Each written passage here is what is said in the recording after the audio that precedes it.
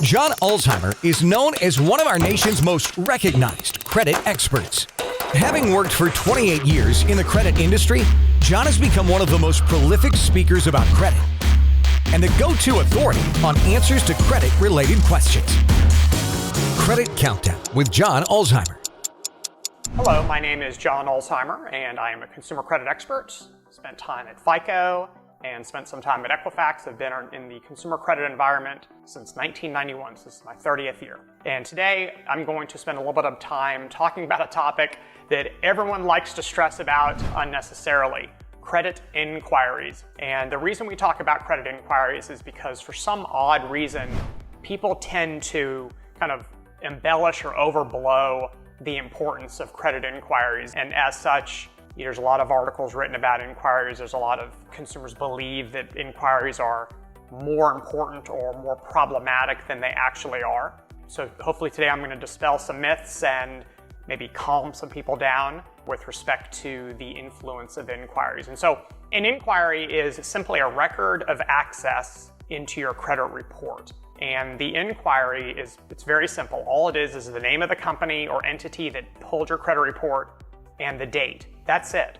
It doesn't indicate what you were applying for. It doesn't indicate whether you were denied or approved credit or any other product. It simply indicates that there was access into your credit report. By looking at an inquiry, you can tell what party accessed the report. So if you applied for a loan with Wells Fargo, then you're going to see a Wells Fargo inquiry on your credit report. If you applied for that particular loan on January 8th of 2021, then there will be the date also associated with that particular inquiry. And so really the inquiry is for you, for consumers, to see who pulled their credit report and on what date. All credit inquiries fall neatly into one of two categories: soft inquiries and hard inquiries.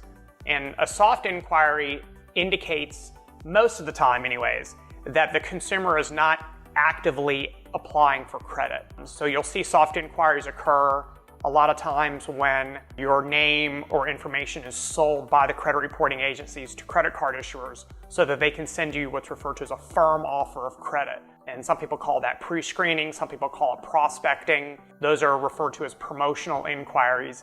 Those are soft inquiries, and soft inquiries, you'll learn throughout this particular vlog, are completely benign to your credit reports and your credit scores. Another type of soft inquiry is if you have an existing relationship with some sort of a creditor and they pull your credit report periodically for the purposes of account management.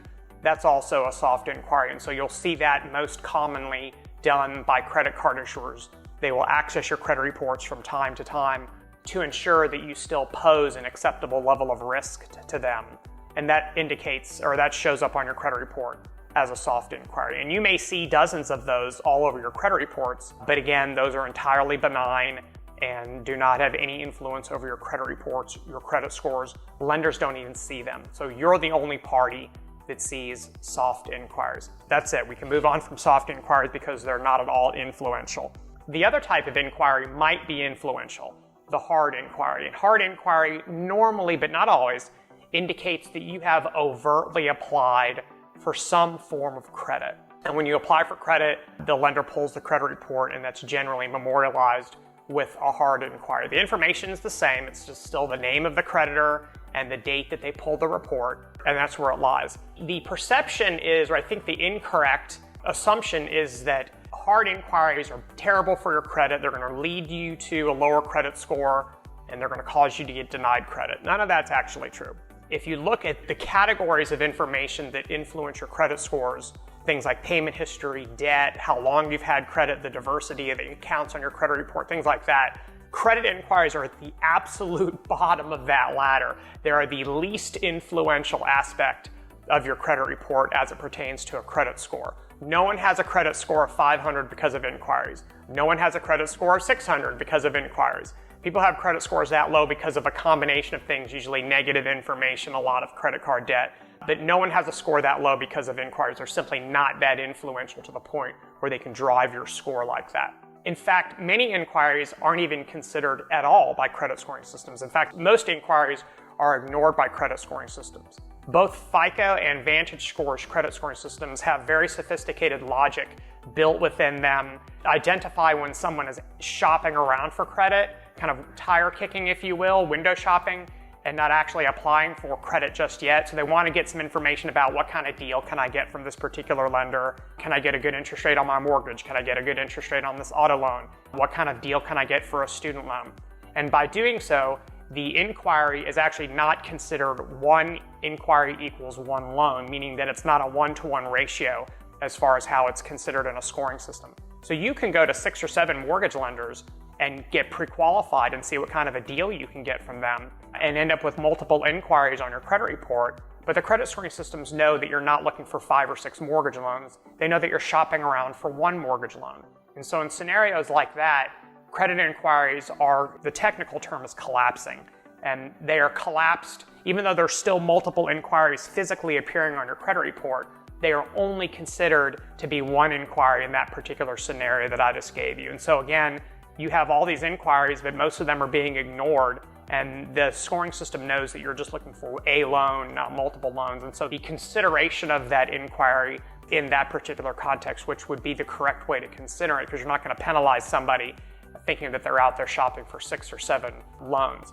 I guess in the grand scheme of things, if you had to ask the question, how, are inquiries bad? Inquiries are either neutral or negative. They have no redeeming value. No one has a higher credit score because of inquiries on their credit report, and that's not a secret, everyone knows that. The credit inquiry is either going to have 0 impact on your score, or the inquiry is going to have some sort of a negative impact. But even if it does have a negative impact, again, it is the least important factor in your credit score. There are bigger fish to fry. If you spend a whole lot of time obsessing about credit inquiries, respectfully, you're wasting your time. You're missing the forest for the trees, okay? So there are other things that are going to be more important to you as it pertains to your credit score, certainly, than credit inquiries. And so please keep that in mind as you kind of travel throughout your credit journey and you apply for credit and you see new inquiries on your credit reports. Don't freak out about those. You can still have killer credit scores well into the 800s, even if you have a few inquiries on your credit report. So thank you very much for watching. If you have any questions about inquiries, leave them in the section below, and I'll do my best to address them. Thank you for watching. Have a great rest of your day. For more videos and credit tips from John Ulzheimer, go to www.tradelinesupply.com.